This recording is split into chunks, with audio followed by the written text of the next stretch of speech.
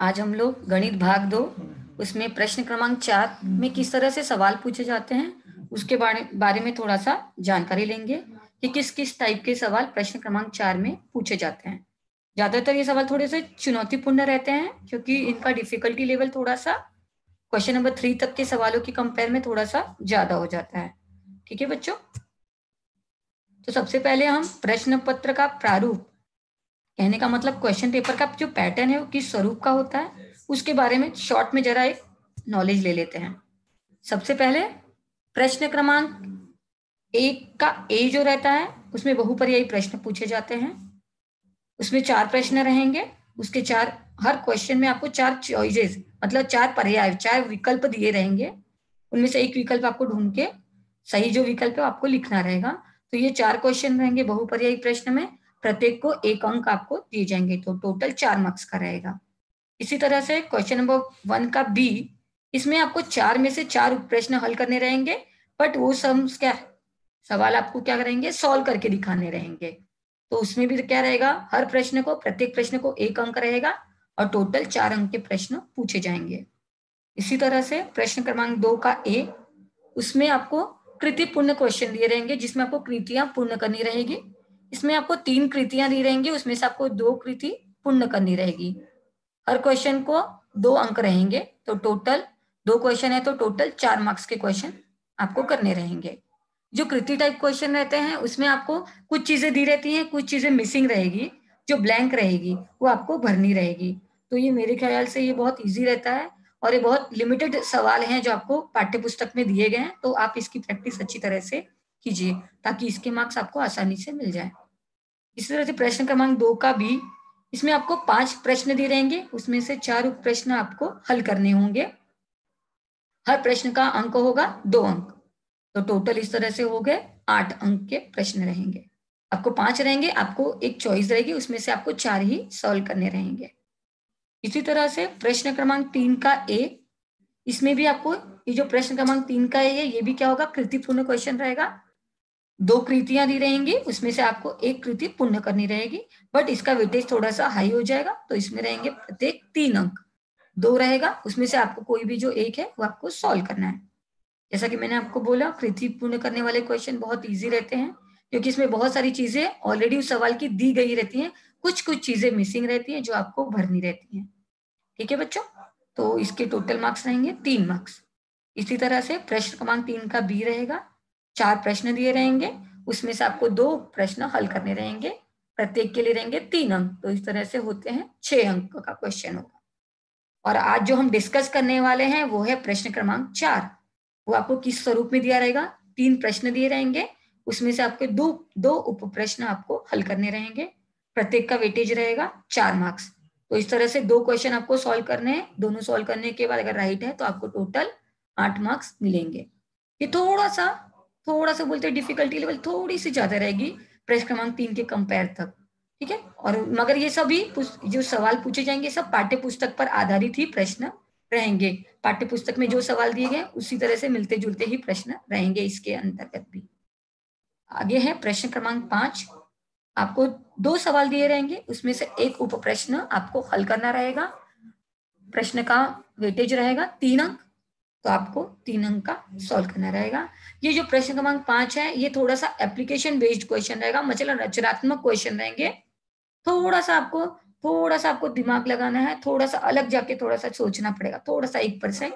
बाकी ये भी पाठ्य पुस्तक से रिलेटेड ही क्वेश्चन रहेगा, थोड़ा सा मैनिपुलेशन सवाल में किया रहेगा जो आपको समझना है और आपको अपनी तरह से उसको सॉल्व करना है। इस तरह से टोटल आपका क्वेश्चन पेपर का वेटेज रहेगा 40 मार्क्स जो आपको सॉल्व करना है। इसी तरह से गणित भाग 2 के लिए जो स्वरूप है वही प्रारूप आपका गणित भाग 1 के लिए भी रहेगा। चलिए, तो आज हम डिस्कस करेंगे प्रश्न क्रमांक 4, जिसमें आपको 3 प्रश्न दिए रहेंगे, उसमें से 2 प्रश्नों को आपको हल करना रहेगा, जिसमें प्रत्येक का वेटेज रहेगा 4 अंक और टोटल रहेंगे 8 अंक। तो चलिए हम कुछ प्रश्नों की ओर नजर डालते हैं कि किस तरह के प्रश्न क्रमांक 4 में पूछे जा सकते हैं। तो उसके आधार पे आज हम अपने क्लास की शुरुआत करते हैं।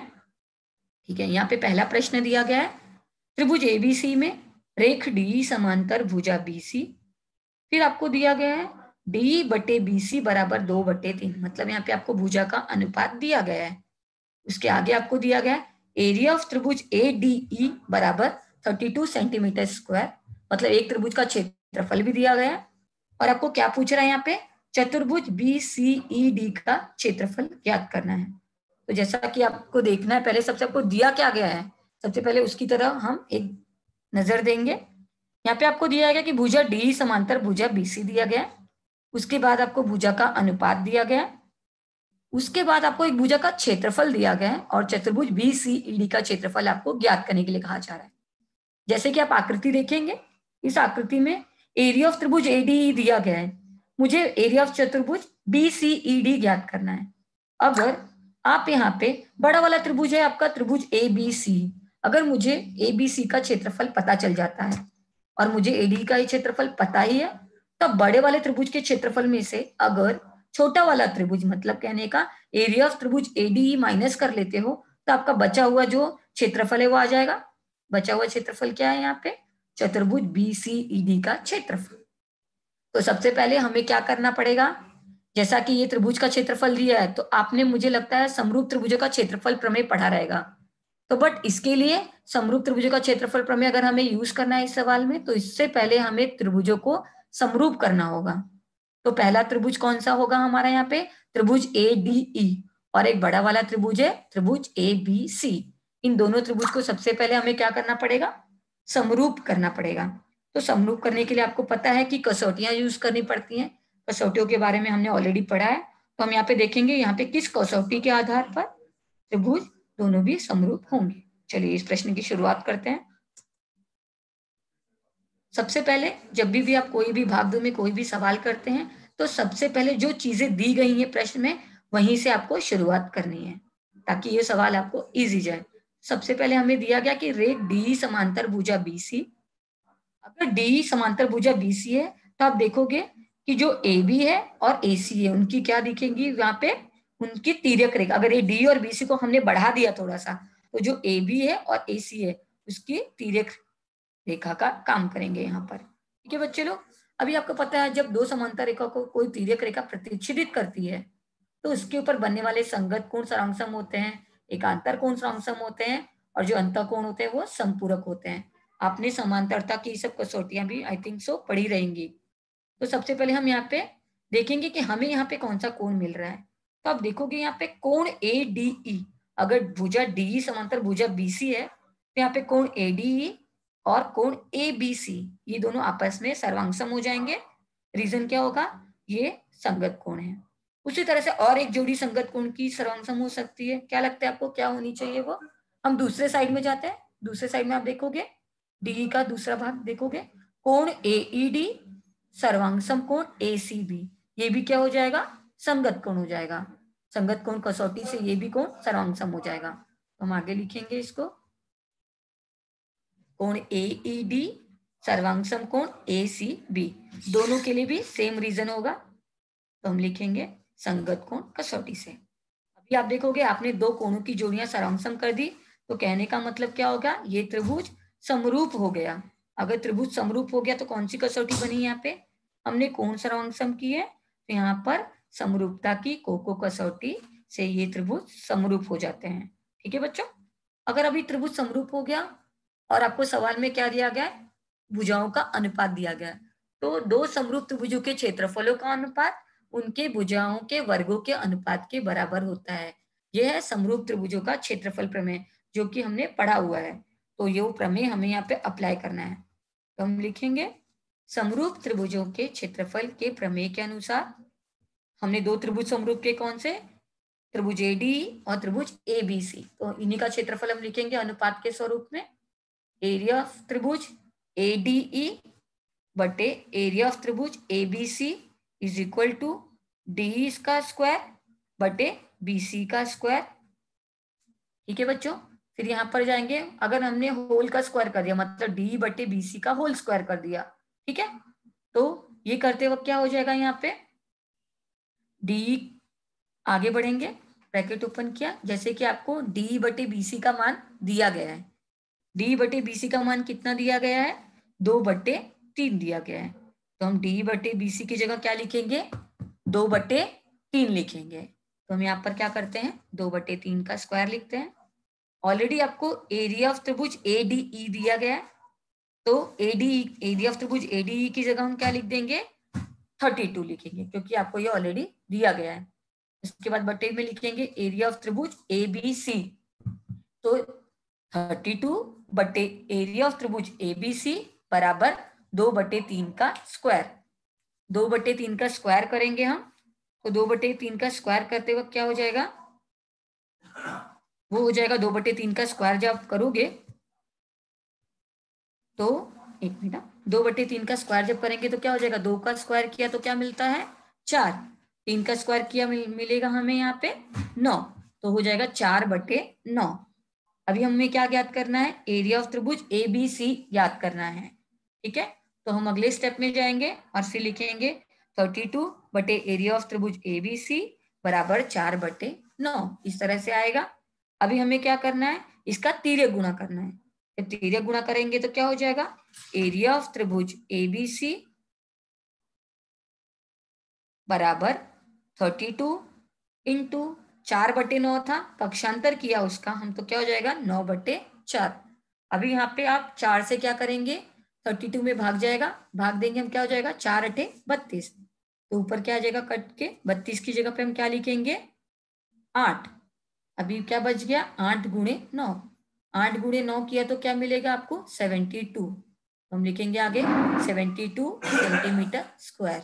इस तरह से हम एरिया ऑफ त्रिभुज ABC ज्ञात करेंगे। तो एरिया ऑफ त्रिभुज ABC आया 72 सेंटीमीटर स्क्वायर। हमें यहाँ पर क्या ज्ञात करना है, एरिया ऑफ चतुर्भुज BCED। जैसा कि मैंने आपको बोला कि एरिया ऑफ चतुर्भुज BCED ज्ञात करने के लिए आप क्या करेंगे, बड़े वाले त्रिभुज के क्षेत्रफल में से छोटे वाले त्रिभुज का क्षेत्रफल क्या करेंगे, हम यहाँ पर घटा देंगे। तो हमने यहाँ पर ज्ञात किया बड़े वाले त्रिभुज का क्षेत्रफल कितना आया आपका 72, और छोटे वाले त्रिभुज का क्षेत्रफल कितना आया 32। तो हम यहाँ पे लिखेंगे 72 माइनस 32, 72 माइनस 32 करेंगे तो क्या हो जाएगा घटाने पे यहाँ पर 40 वर्ग सेमी, या आप लिख सकते हैं सेंटीमीटर स्क्वायर, ये इसकी इकाई है। तो चतुर्भुज BCED का क्षेत्रफल क्या आ गया आपको 40 सेंटीमीटर स्क्वायर। इस तरह से आपका फाइनल आंसर आप लिखेंगे। तो हमें यहाँ पर एरिया ऑफ चतुर्भुज BCED ज्ञात करना था, जिसका आंसर आया 40 वर्ग सेमी। इस तरह से आपके क्वेश्चन प्रश्न क्रमांक 4 में पूछे जा सकते हैं। अभी आगे चलेंगे, हम दूसरे प्रश्न की ओर ध्यान देंगे। तो दूसरा प्रश्न आपको दिया गया है, त्रिभुज ABC में रेख AD लंब है रेख BC और DB बराबर दिया गया है 3CD, तो सिद्ध करो कि 2AB का स्क्वायर बराबर 2AC का स्क्वायर प्लस BC का स्क्वायर। तो ये सिद्ध करना है। अभी जब आपको ये सिद्ध करना है तो आप सबसे पहले देखोगे यहाँ पे जो त्रिभुज दिया गया उसमें आपको 2 समकोण त्रिभुज भी दिख रहे हैं, और जब सवाल में आप देखोगे तो सबके ऊपर क्या एक तरह से जो इसका स्वरूप है वो जैसा समकोण त्रिभुज में हम पाइथागोरस का प्रमेय लगाते हैं उसके अनुसार ही सॉल्व करना पड़ेगा हमें। तो इस चीज के ऊपर हमें ध्यान देना है और हमें उस तरह से इस सवाल को सॉल्व करना है। जैसा कि मैंने आपको बोला, सबसे पहले जो चीजें दी गई हैं वहीं से सवाल का आरंभ करना है। तो सबसे पहले हम क्या लिखेंगे, DB बराबर 3CD। ये आपको क्या हुआ दिया गया है, ये दिया गया है, मतलब हम क्या लिखेंगे इसके आगे दत्त लिखेंगे और इसको डालेंगे कथन 1। ठीक है, ये आगे चल के सवाल में हमें यूज करना है, तो इसको हम एक कथन डालकर रखते हैं। आगे आपको क्या करना है, जैसे कि आप देख रहे हैं यहाँ पे सवाल में क्या सिद्ध करना है हमें, 2AB का स्क्वायर बराबर 2AC का स्क्वायर प्लस BC का स्क्वायर। इसका मतलब कहीं ना कहीं हर भुजा के ऊपर एक स्क्वायर आ रहा है। तो आपको याद रखना है कि यहाँ पे हमें समकोण त्रिभुज है, इसका मतलब हमें क्या करना है, यहाँ पे सबसे पहले पाइथागोरस का प्रमेय लगाना है।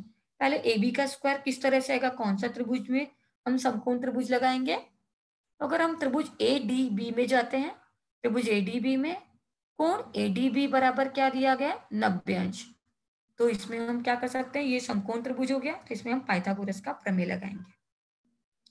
जब आप पाइथागोरस का प्रमेय लगाओगे तो क्या हो जाएगा, पाइथागोरस का प्रमेय क्या होता है बच्चों, कर्ण का वर्ग बराबर पहली भुजा का वर्ग प्लस दूसरी भुजा का वर्ग। तो हम आगे लिखेंगे कर्ण क्या है आपका ए बी का स्क्वायर, दोनों भुजाएं कौन सी, ए डी का स्क्वायर प्लस बी डी का स्क्वायर। ठीक है, आगे जाएंगे। अभी आप देखोगे यहाँ पे ए बी का स्क्वायर बराबर ए डी का स्क्वायर, यहाँ पे बी डी की वैल्यू की जगह हम क्या लिख सकते हैं, जैसा कि आपको सवाल में देखो यहाँ पे ऑलरेडी दिया गया है, बी डी की जगह हम क्या लिख सकते हैं, 3CD। तो जो हमारा सवाल है इसमें हम बी डी की जगह क्या लिखेंगे, 3CD। हमें कथन 1 से मिलेगा, तो हम यहाँ पे डालेंगे 3CD का स्क्वायर। आगे हम बढ़ेंगे। अभी आपने 3CD का स्क्वायर जो लिखा तो ब्रैकेट ओपन करेंगे तो क्या हो जाएगा, ए बी का स्क्वायर बराबर ए डी का स्क्वायर। 3CD का स्क्वायर जब हम ब्रैकेट ओपन करेंगे तो यहाँ पे 3 का स्क्वायर करने पे क्या मिलेगा आपको, 3 का स्क्वायर किया 9 CD का स्क्वायर, इस तरह से मिलेगा। अभी आप देखोगे जो सवाल सिद्ध करना है आपको, उसमें आपको क्या दिया गया, 2AB का स्क्वायर सिद्ध करना है। तो मतलब यहाँ पे AB के स्क्वायर के आगे क्या आना चाहिए, 2 आना चाहिए। तो हम क्या करेंगे, इस पूरे कथन में के दोनों पक्षों में क्या करेंगे, 2 से गुणा करेंगे। तो अगर 2 से गुणा करते हैं तो क्या हो जाता है, 2AB का स्क्वायर बराबर 2AD का स्क्वायर प्लस 9CD का स्क्वायर।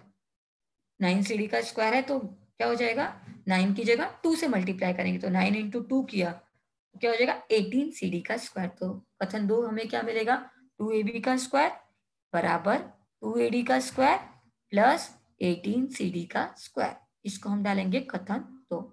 तो जो आपको सिद्ध करना है उसमें 2AB का स्क्वायर तो मिल गया। अभी आगे की जो चीजें हैं उसको हमें क्या करना है, अभी आगे आपको क्या चाहिए, AC का स्क्वायर चाहिए। तो हम चलेंगे, फिर से हम दूसरे त्रिभुज में जाएंगे। जैसे दूसरा त्रिभुज आपको दिखाती हूँ मैं कि क्या दिया गया है। दूसरा त्रिभुज है आपका त्रिभुज ADC। अभी आपको क्या चाहिए, AC का स्क्वायर चाहिए, 2AC का स्क्वायर। तो जब इस वाले त्रिभुज में, सेकेंड वाले त्रिभुज में आप लगाएंगे पाइथागोरस प्रमेय तो आपको AC का स्क्वायर आएगा। तो हम क्या करेंगे, त्रिभुज ADC में भी क्या करेंगे, पाइथागोरस का प्रमेय लगाएंगे। जब आप त्रिभुज ADC में पाइथागोरस का प्रमेय लगाओगे तो क्या हो जाएगा, AC का स्क्वायर बराबर AD का स्क्वायर प्लस CD का स्क्वायर। इस तरह से हम करेंगे। मैंने आपको आकृति दिखा दी कि किस तरह से हमें करना है। अभी दूसरा त्रिभुज ADC लिया हमने, इसमें भी पाइथागोरस का प्रमेय लगाएंगे। क्या हो जाएगा, जैसा कि मैंने आपको बोला, AC का स्क्वायर बराबर AD का स्क्वायर प्लस DC का स्क्वायर।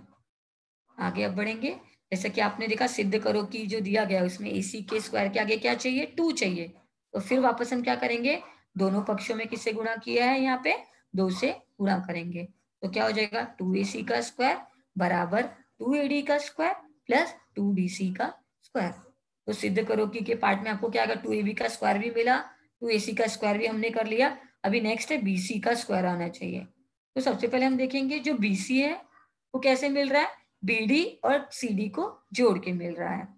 तो BD और CD जोड़ेंगे क्यों, क्योंकि वो एक रेखी है, एक ही रेखा के तीनों बिंदु हैं तो वो एक रेखी बिंदु है। तो BC बराबर हम BD प्लस CD लिख सकते हैं। बट BD बराबर क्या दिया हुआ है आपको, 3CD दिया हो गया कथन 1 में। जब देखेंगे हमने जो स्टार्टिंग में लिखा है, जैसे कि मैंने बोला वो कथन 1 हम हर जगह यूज करने वाले हैं। तो यहाँ पे क्या करेंगे, BD की जगह BD नहीं लिख के क्या करेंगे, यहाँ पे 3CD लिख देंगे। तो क्या हो जाएगा, BC बराबर 3CD प्लस CD। अगले स्टेप में क्या हो जाएगा, 3CD प्लस CD ऐड करेंगे 4CD हो जाएगा। अभी आप देखोगे बट यहाँ पे आपको BC का स्क्वायर चाहिए सिद्ध करो कि जो दिया गया, तो हम क्या करेंगे, दोनों पक्षों का वर्ग कर देंगे। तो जब वर्ग करोगे तो क्या मिलेगा आपको, BC का स्क्वायर 4CD था तो 4 की जगह क्या हो जाएगा, 4 का स्क्वायर किया 16, CD का स्क्वायर किया 16 CD का स्क्वायर हो जाएगा। ठीक है बच्चों, अभी हम आगे बढ़ेंगे। अभी हमने यहाँ पे 3 और 4 को जोड़ा है, क्योंकि जो सिद्ध करो कि आपको दिया गया है उसमें 2AC square plus BC square दिया गया है। तो हम क्या करेंगे, कथन 3 में आपको 2AC का स्क्वायर मिला है एक बाजू में, और कथन 4 में आपको BC का स्क्वायर मिला हुआ है बाएं पक्ष में। तो हम क्या करेंगे, 3 और 4 को जोड़ देंगे। तो क्या हो जाएगा, 2AC का स्क्वायर प्लस BC का स्क्वायर। अब उसके दाएं पक्ष को भी जोड़ेंगे तो क्या हो जाएगा, 2AD का स्क्वायर प्लस 2CD का स्क्वायर। और कथन 4 का दायां पक्ष जो दिया गया है, जैसा कि आपको दिखाती हूँ मैं, क्या मिला था हमें,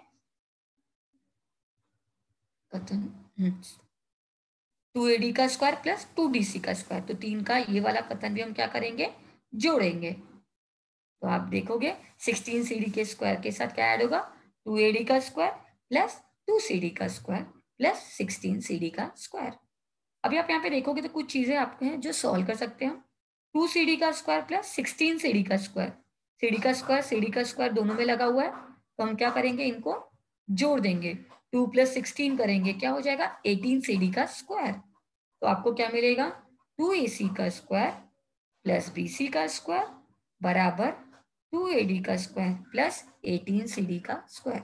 इसको हम डालेंगे कथन 5, इस तरह से लिखेंगे। जब हम देखेंगे कि आपको एक बाजू तो मिल गया, जो सिद्ध करो कि में दिया गया था 2AC का स्क्वायर प्लस BC का स्क्वायर हमें ज्ञात हो गया, बट जो दूसरा बाजू है वहां पे क्या आ रहा है, आपको 2AD का स्क्वायर प्लस 18CD का स्क्वायर आ रहा है, बट आपको ये नहीं चाहिए, आपको यहाँ पे क्या चाहिए, 2AB का स्क्वायर चाहिए। क्या ये हम रिप्लेस कर सकते हैं? अब आप देखोगे तो जो आपको कथन 2 मिला हुआ है वो में क्या है, उसके ऊपर अगर नजर आएंगे तो वो 2AB का स्क्वायर बराबर 2AD का स्क्वायर प्लस 18CD का स्क्वायर है। तो कहने का मतलब ये हुआ, हम 2AD के स्क्वायर प्लस 18CD के स्क्वायर की जगह क्या लिख सकते हैं, यहाँ पर 2AB का स्क्वायर लिख सकते हैं।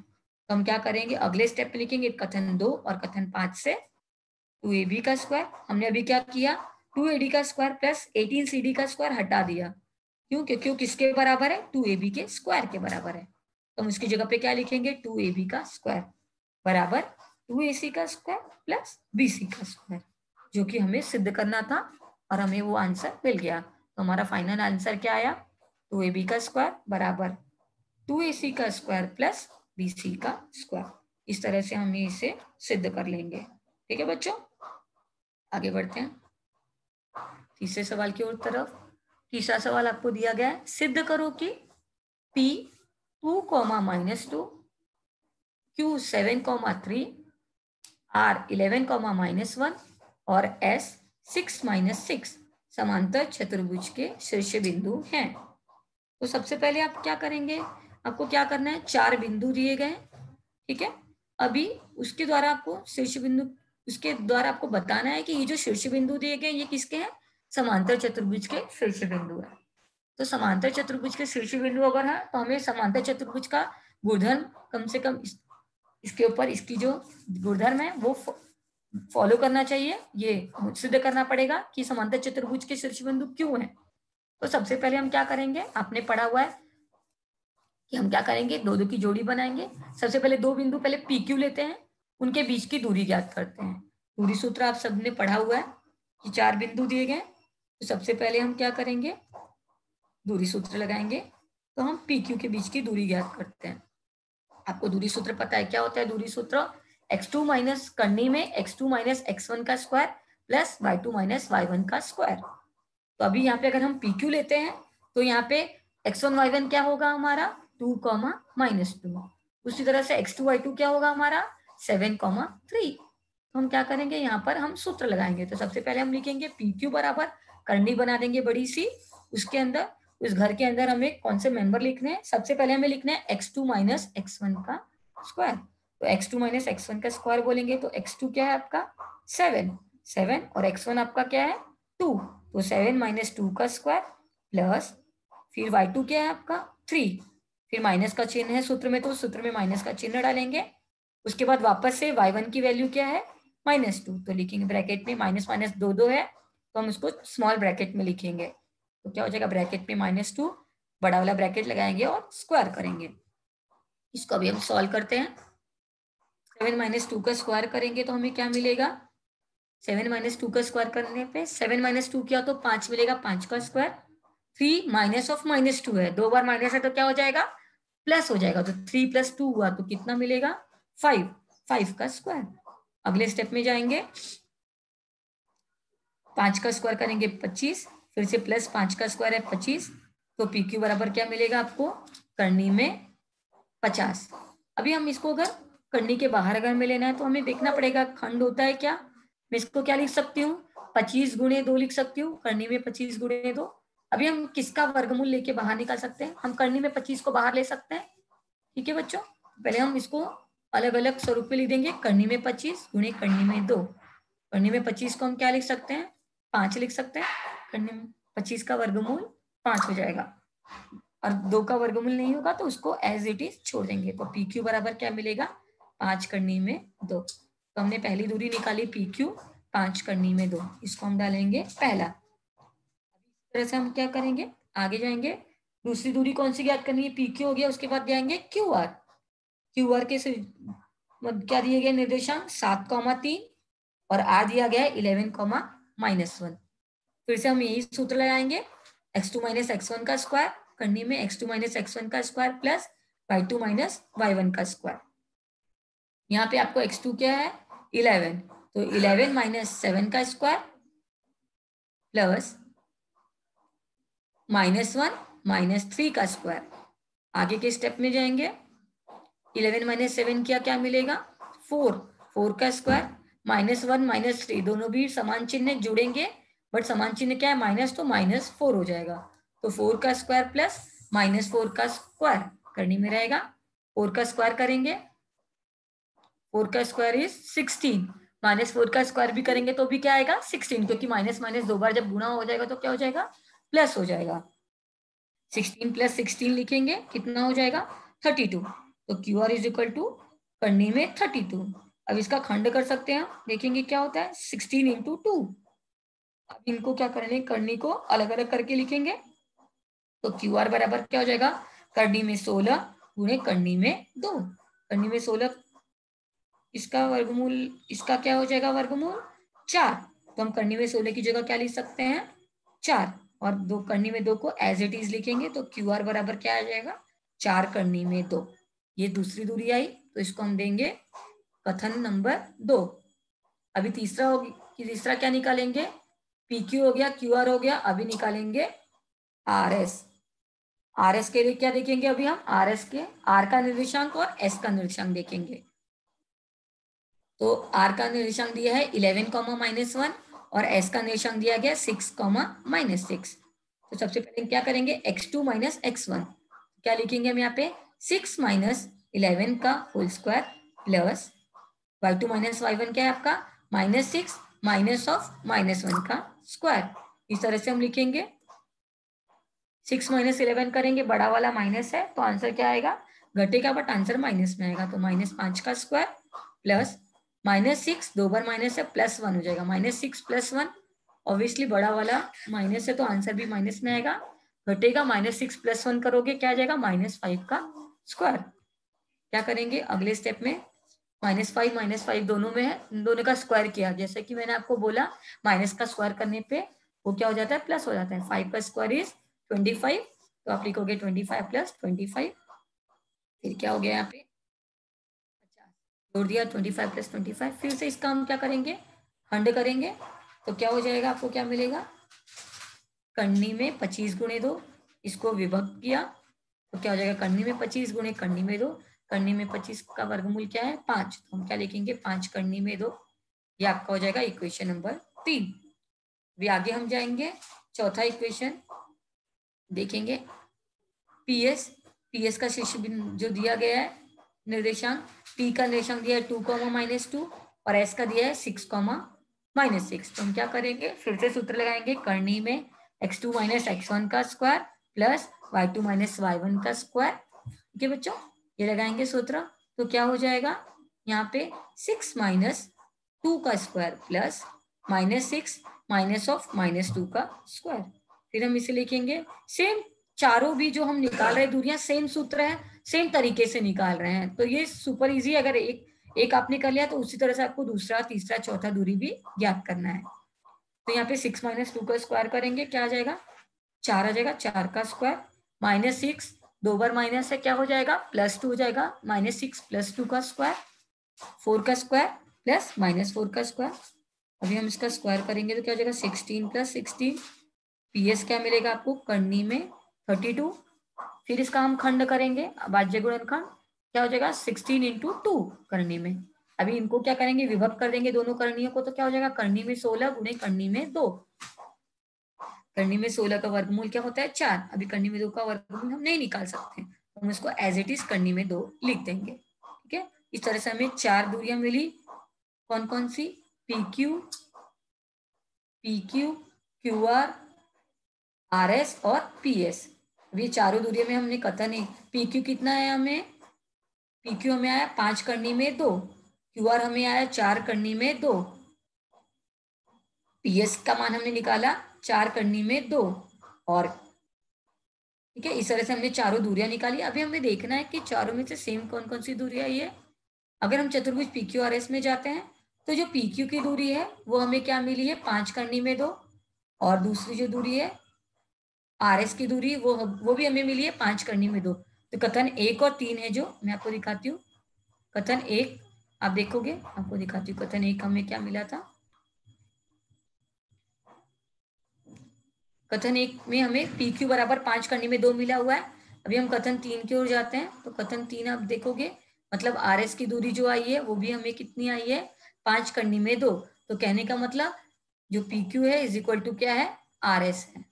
तो हम लिखेंगे पी क्यू बराबर आर एस, 1 और 3 से ये दूरी समान आई है। उसी तरह से आगे हम जब जाएंगे तो जो क्यू आर है और पी एस है उनकी दूरी भी सेम आई हुई है। अब देखोगे मैच करोगे तो क्या आई है, 4 करनी में 2, क्यू आर की दूरी भी 4 करनी में 2 आई है और पी एस की दूरी भी 4 करनी में 2 आई है। तो कथन 2 और 4 आपस में सेम है। तब लिखेंगे क्यू आर बराबर पी एस, मतलब P Q is equal to R S, Q R is equal to P S. ये दूरियां समान आई हुई हैं।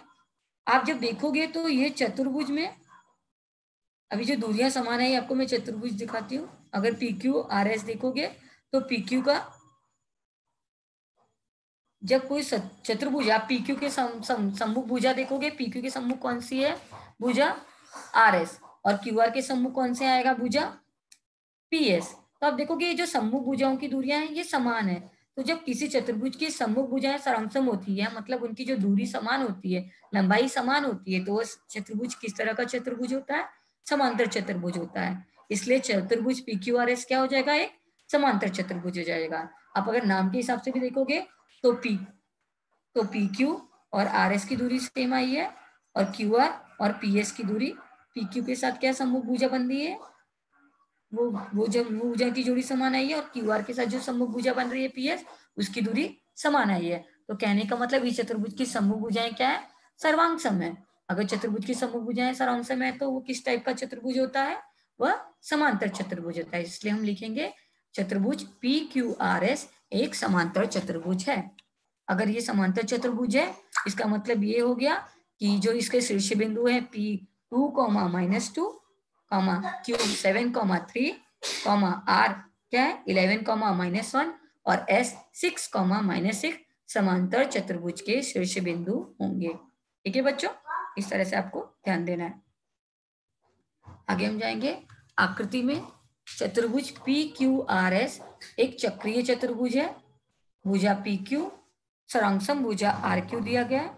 कोण PSR बराबर 110 डिग्री दिया गया है।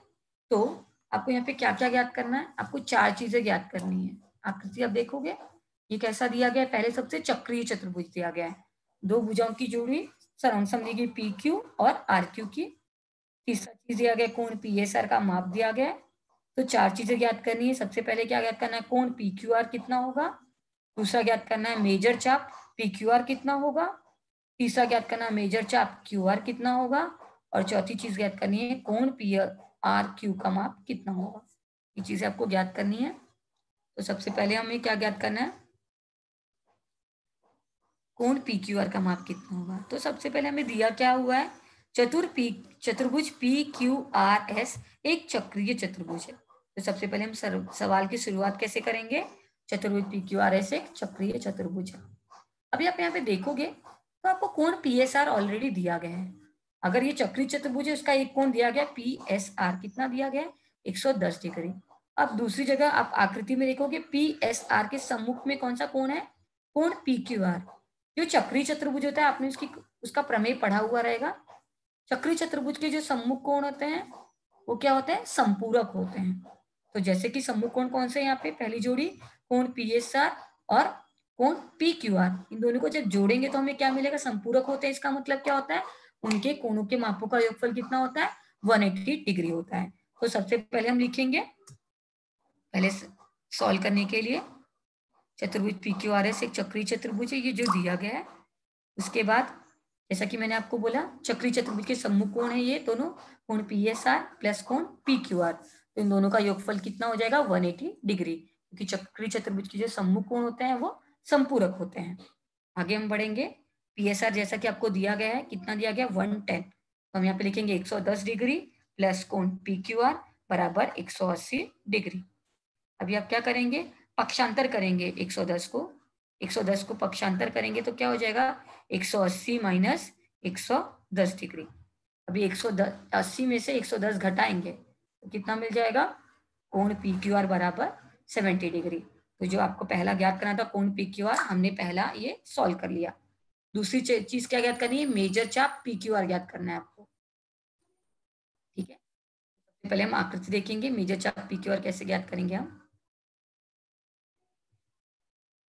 ठीक है, मेजर चाप PQR ज्ञात करना है तो आप देखोगे कि जो आकृति में आपको दिखाई देगा कि जो PQR है वो किस चाप में अंतर्लिखित है, किस चाप को अंतखंडित कर रहा है, PSR को अंतखंडित कर रहा है।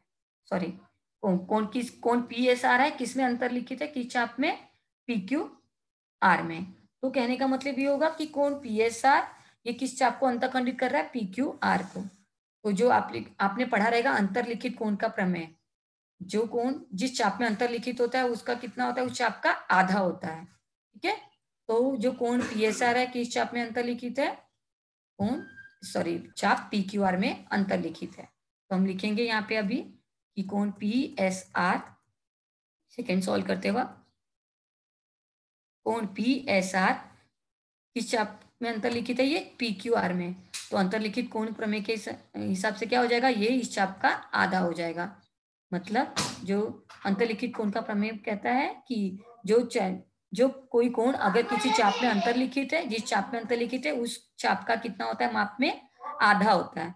या कहने का मतलब वो जिस चाप को अंतखंडित करता है वो उसका आधा होता है। ठीक है, तो यहाँ पे हमने कोण PSR का मान दिया गया है, कितना दिया गया है 110 डिग्री। तो हम क्या लिखेंगे, 110 डिग्री बराबर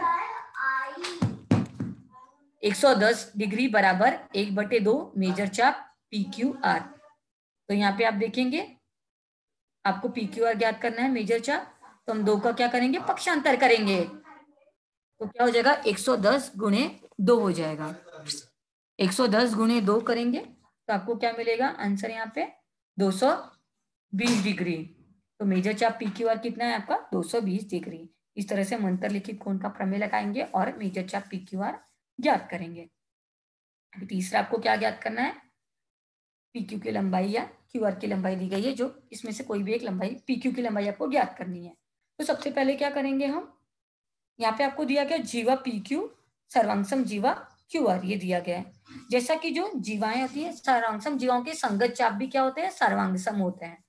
तभी ये जीवा PQ अगर सर्वांगसम है जीवा QR के, तो कहने का मतलब क्या हो जाएगा, चाप PQ भी सर्वांगसम हो जाएगा चाप QR के।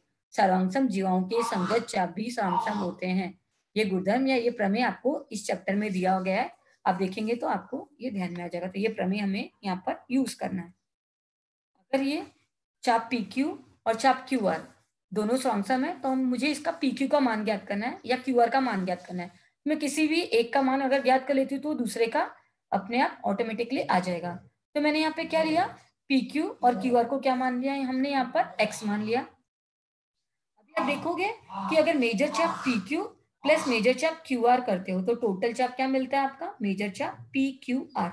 इन दोनों को जोड़ने पे टोटल चाप आपको PQR मिलता है। चापों का योग गुणधर्म है जिसके अनुसार हमें ये मिलेगा। उसके बाद हम जाएंगे, जैसे कि हमने मेजर चाप PQ को क्या माना हुआ है X, मेजर चाप QR को क्या माना हुआ है X, तो X प्लस X और मेजर चाप PQR हमने ज्ञात किया, कितना आया था 220 डिग्री। तो हम इसकी जगह पे क्या लिखेंगे 220 डिग्री, x प्लस एक्स करेंगे कितना आ जाएगा 2x बराबर क्या आ जाएगा 220 डिग्री। तो x का मान निकालेंगे 220 डिग्री बटे 2, तो x का मान कितना आ जाएगा 110। x का मान आ गया 110 डिग्री। तो उसके बाद हम क्या करेंगे, x का वैल्यू हमने क्या माना, किसको किसको माना था, QR को और PQ को। मेजर चाप QR भी कितना आ जाएगा तब 110 डिग्री और मेजर चाप PQ भी कितना आ जाएगा 110 डिग्री। दोनों का माप सेम आ गया। यहाँ पे मेजर चाप PQ ज्ञात करना था, हमने वो ज्ञात कर लिया। मेजर चाप QR था, वो भी 110 डिग्री इस तरह से आ जाएगा। आगे आपको क्या ज्ञात करना है? कोण PRQ का माप ज्ञात करना है। कोण PRQ का माप ज्ञात करना है। यहाँ पर भी हम क्या करेंगे? अंतरलिखित कोण का प्रमेय लगाएंगे। अंतरलिखित कोण का प्रमेय क्या बोलता है कि जिस चाप में वो कोण अंतरलिखित होता है उस चाप का वो क्या होता है? आधा होता है। ठीक है, तो कोण PRQ किस चाप में अंतरलिखित है वो हम देखते हैं। सबसे पहले आपको समझाती हूँ कि आप हो जाते एक बार फट से आपको बताती हूँ कि किस तरह से यहाँ पे लगेगा।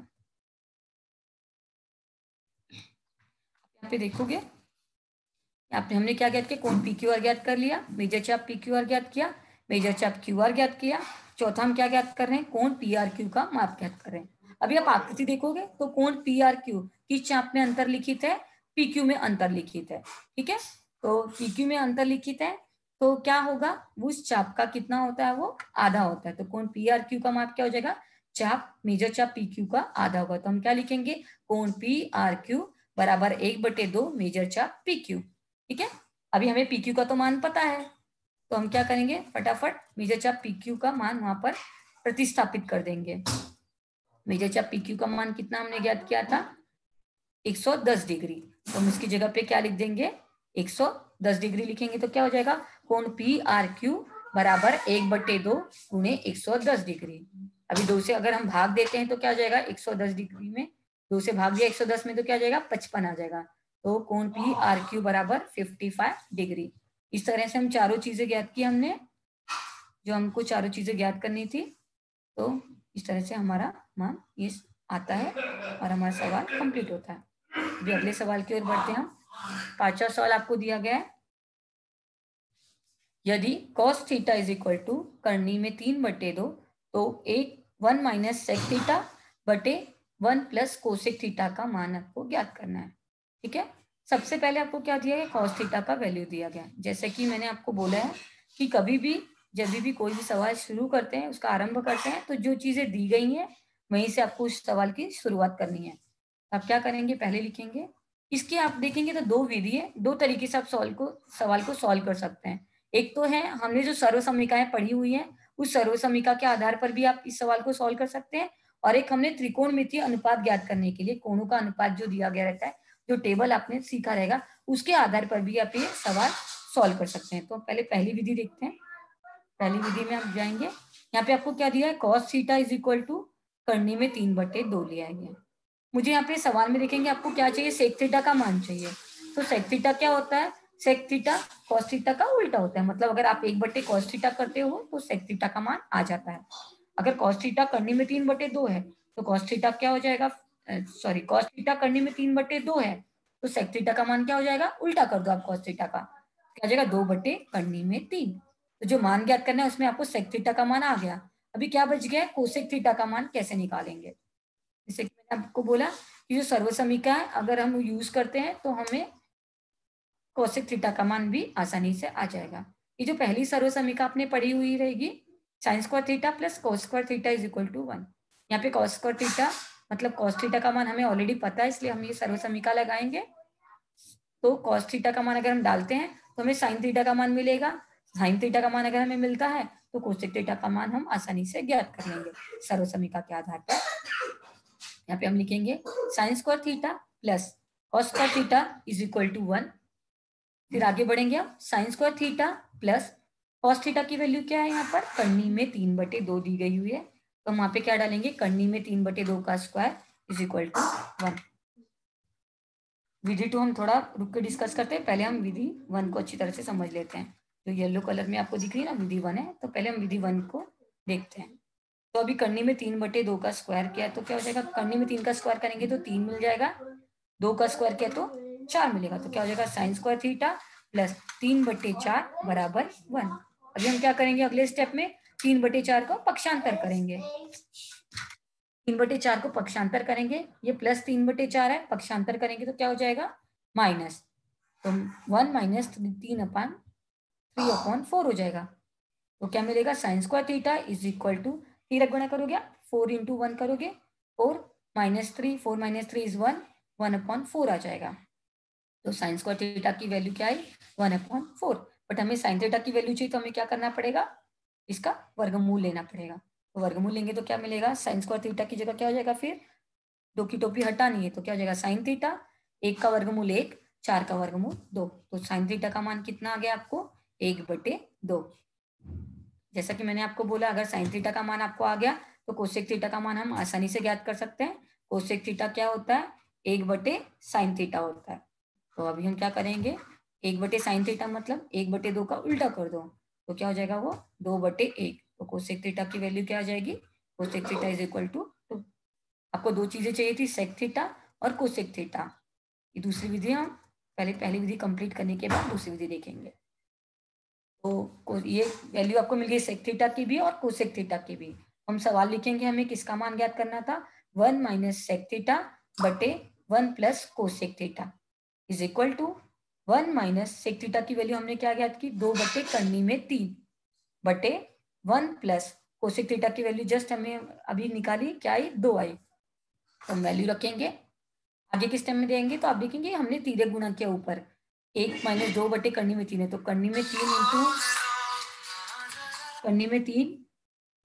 करोगे, करनी में 3 -2/करनी में 3। आपने तीरे गुणा किया तो हमें क्या मिला, करनी में 3 -2 अपॉन करनी में 3 और बटे में 1 + 2 है, 1 + 2 ऐड किया तो क्या हो जाएगा 3 हो जाएगा।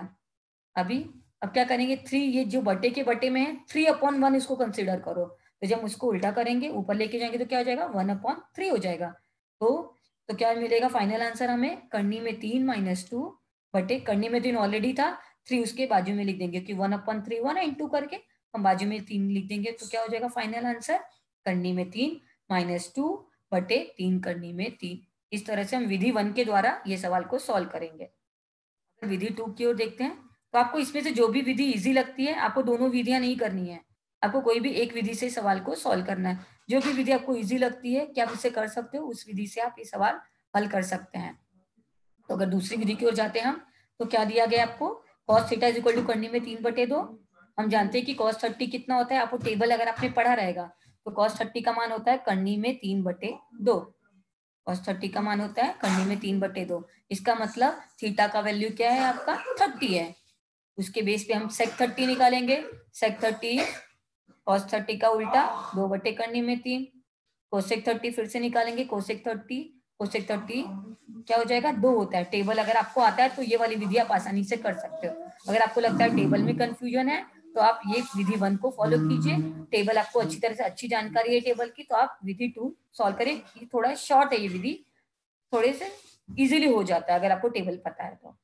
हमने मान ज्ञात कर लिए यहाँ पे, ठीक है, हमने कॉसेक सेक थीटा का और कॉसेक थीटा का मान बता दिया मैंने आपको। कॉसेक 30 सेक 30 निकाला, सेक 30 इज 2/करनी में 3, कॉसेक 30 इज 2, तो वो मान हम प्रतिस्थापित करेंगे यहाँ पे, तो क्या हो जाएगा 1 - 2/करनी में 3 बटे 1 + 2। फिर सेम तरीके से हम तो क्या करेंगे, तीरे गुणा करेंगे, क्या मिलेगा आपको, करनी में 3 -2 बटे करनी में 3 बटे 3। फिर हम क्या करेंगे, फिर आपने सॉल्व करेंगे जैसा हमने पहले सवाल में किया, वो ये स्टेप सेम वही है, करनी में 3 -2 बटे करनी में 3, 3 का उल्टा करेंगे, 3/1 है तो क्या हो जाएगा ऊपर ले जाएंगे तो 1/3, तो करनी में 3 के बाजू में हम लिख देंगे करनी में 3 -2 बटे 3 करनी में 3। तो हमें 1 - सेक थीटा बटे 1 + कोसेक थीटा का मान क्या आएगा, करनी में 3 -2 बटे 3 करनी में 3। तो आप कोई भी विधि अगर फॉलो करते हैं, किसी भी विधि से आप करते हैं सवाल को, तो आपको सेम मान मिलता है। Thank you so much, thank you everyone. Sir complete हुआ।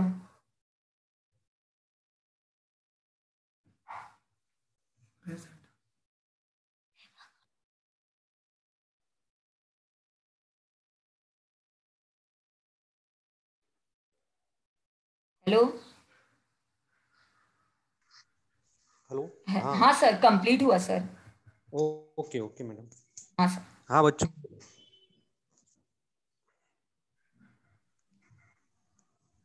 हाँ पूछो बेटा।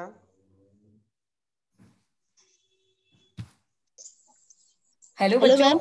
हाँ बेटा बोलिए। मैम ये जो आपने लास्ट सम सिखाया उसका फर्स्ट विधि है ना, हाँ बेटा। उसका लास्ट स्टेप नहीं समझा।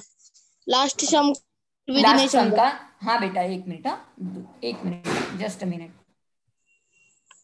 मैं लास्ट सम पे आती हूँ। हाँ आपका स्क्रीन ही नहीं दिख रहा है।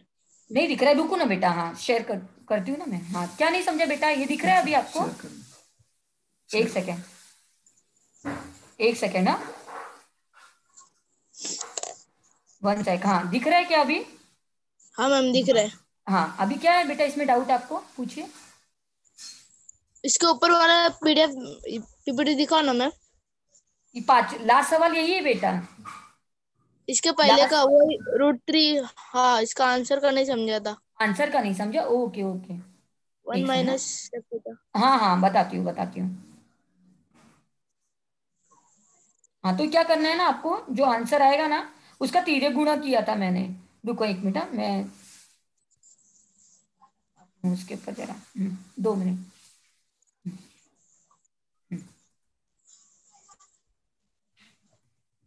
क्या बेटा ये देखिए, क्या नहीं समझा, लास्ट वाला क्या बोल रहे हो, ये वाला? हाँ मैम ये देखो √3 - 2 हाँ अपॉन √3 अपॉन हाँ 3। उसके हाँ नीचे वाला स्टेप आपने √3 - 2 अपॉन हाँ 3 √3 का क्या लिखा वो नहीं समझा। हाँ हाँ ठीक है बेटा, क्या करोगे देखो, आप बटे के बटे में 2 बटे दिख रहा है, करनी में 3 - 2 बटे करनी में 3, फिर बटे है 3। 8 मैम। ठीक है।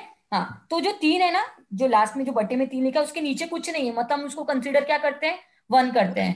3/1 है, तब अगर उल्टा करके उसको ऊपर लेके जाते हो तो क्या हो जाता है वो 1/3। उसके बाजू करने में में आप क्या 3 लिख, बटे हाँ हाँ। हाँ, मैम करनी समझ में गया। 3 - 2 बटे करनी में 3 इंटू 1/3, इस तरह से लिखोगे। इंटू 1/3 मतलब वो करनी में 3 के साइड में हम लिख देंगे, तो आपका फाइनल आंसर आ जाएगा। यस मैम समझा। ओके बेटा, थैंक यू। यस हाँ मैम। और किसका कोई डाउट है? और किसी को कुछ क्वेश्चन पूछना है बच्चों?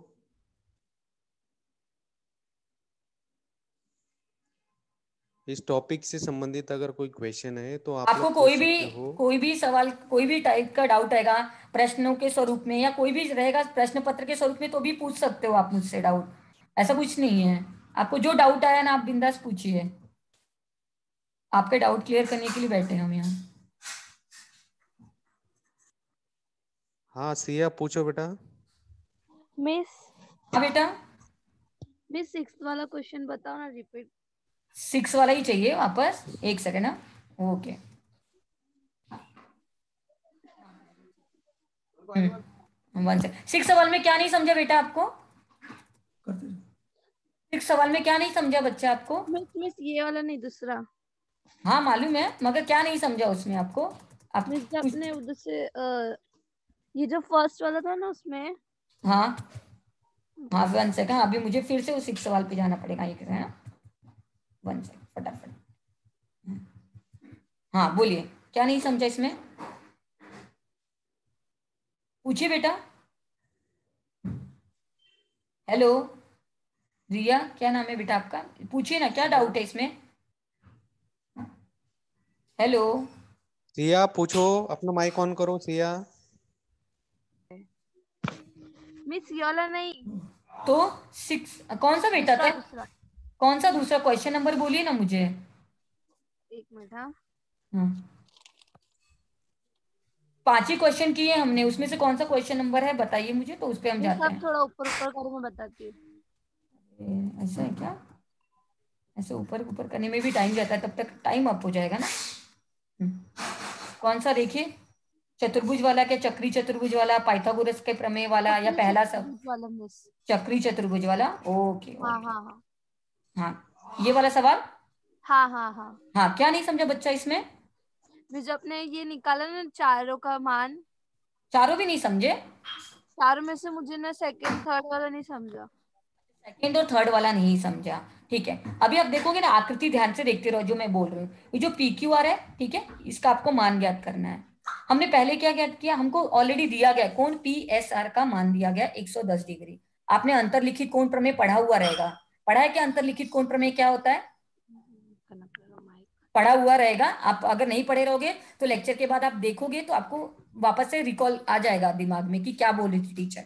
तो जो अंतरलिखित कोण प्रमेय होता है, तो जो कोई कोण जिस चाप में अंतरलिखित होता है वो उसका क्या होता है, आधा होता है। तो कहने का मतलब क्या हो जाएगा, कोण पी एस आर बराबर ये किस चाप में अंतर लिखित है? PSR देखोगे आप, P और R, उसका जो लास्ट का शीर्ष बिंदु ना, पहला और लास्ट वाला शीर्ष बिंदु, कौन? PSR का P पहला बिंदु है और R लास्ट वाला है, तो उसको लेके कौन सा चाप बन रहा है? चाप PQR। तो उसका क्या होता है? माप में आधा होता है। ठीक है, तो हम लिखेंगे अंतरलिखित कोण प्रमेय से, आपको दिखा रहे, देखो यहाँ पे कोण PSR बराबर 1/2 मेजर चाप PQR। अब क्या करने का, जो अंतरलिखित कोण प्रमेय हम लगाते हैं, अगर आपको नहीं समझता है कि चाप में वो अंतरलिखित है, तो जो कोण है ना, उसका पहला शीर्ष बिंदु और लास्ट वाला शीर्ष बिंदु देखने का, उसके लेके कौन सा चाप बन रहा है, वही उसी चाप में वो क्या होता है? कोण अंतरलिखित होता है। तो यहाँ पे आप देखोगे चाप PQR बन रहा है, तो इस चाप में वो कोण अंतरलिखित है, और जिस चाप में वो अंतरलिखित होता है उस चाप का क्या होता है? आधा होता है माप में। ठीक है, तो PSR का माप हमें ऑलरेडी पता हुआ है, तो हम क्या लिखेंगे? 110 degree is equal to 1/2 major चाप PQR। अब आप पक्षांतर करोगे दो का, यहाँ पे बटे में वहां जाएगा तो क्या हो जाएगा? गुणे में हो जाएगा, तो गुणा किया तो क्या हो जाएगा? 110 गुणे 2, तो आ जाएगा 220 डिग्री। इस तरह से आपको मेजर चाप PQR मिलेगा 220 डिग्री। समझ में आया? समझ में आया? सिया, रिया, क्या नाम है बेटा आपका जो भी है, मुझे नाम नहीं समझ में आपका। ठीक है, समझा क्या आपको बच्चा, कि कुछ और डाउट है इसमें? एक मिनट। हेलो, यस या नो में रिप्लाई कर देते हैं तो आप अच्छा रहता, ताकि बाकी बच्चे अगर पूछना चाहते हाँ हैं। मैम। समझ में आया? ओके। हाँ हाँ। ओके। शिवानी और किसी? पूछो। Thank you miss. हाँ, वेलकम बेटा। हाँ बच्चा पूछो। शिवानी पूछो। पूछो पूछो। शिवानी अपना माइक ऑन करो। सर ऑन है। हाँ पूछिए शिवानी, पूछो शिवानी। आपका आवाज नहीं आ रहा है मुझे, आप बोल ही नहीं रहे हो। शिवानी हाथ ऊपर किया है, कुछ क्वेश्चन पूछना है बेटा।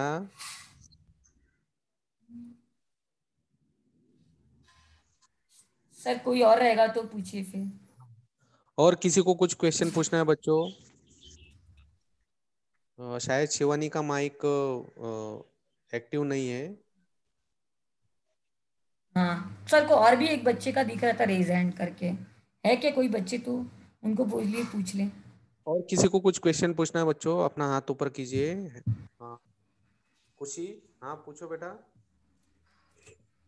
मिस मुझे ना चक्रीय चतुर्भुज का फोर्थ वाला क्वेश्चन फिर से समझाओ ना। पूरा क्वेश्चन? पूरा हाँ क्वेश्चन चाहिए? ओके, हाँ। ठीक है। एक मिनट। हाँ, तो उसमें आपको चार चीजें ज्ञात करनी थी। ठीक है, सबसे पहले क्या ज्ञात करना था? जो सवाल दिया गया था उसमें चार चीजें ज्ञात करनी थी। कोण PQR का माप, फिर मेजर चाप का माप। एक मिनट, मुझे फिर से उस सवाल पे जाना पड़ेगा, एक सेकेंड।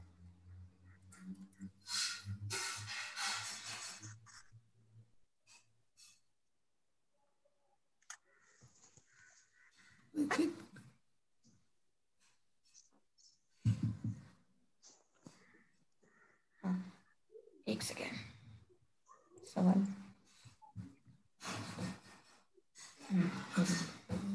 एक मिनट खुशी। जी मैम।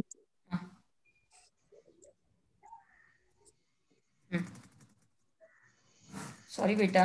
क्या होता है, वही सवाल रखना चाहिए था।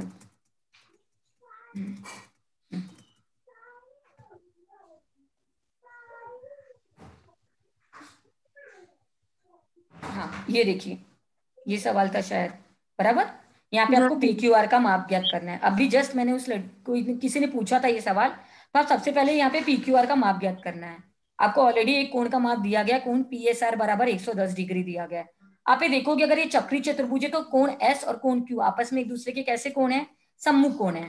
तो आपने पढ़ा रहेगा अगर चक्री चतुर्भुज का प्रमेय, कि चक्री चतुर्भुज के सम्मुख कोण क्या होते हैं? संपूरक होते हैं। तो कोण PSR प्लस कोण PQR बराबर कितना हो जाएगा? संपूरक बोलेंगे तो 180 डिग्री होता है दोनों के मापों का योगफल। तो हम लिखेंगे अगले स्टेप में यहाँ पे कोण PSR प्लस कोण PQR बराबर 180 डिग्री। रीजन हो जाएगा चक्री चतुर्भुज का सम्मुख कोण।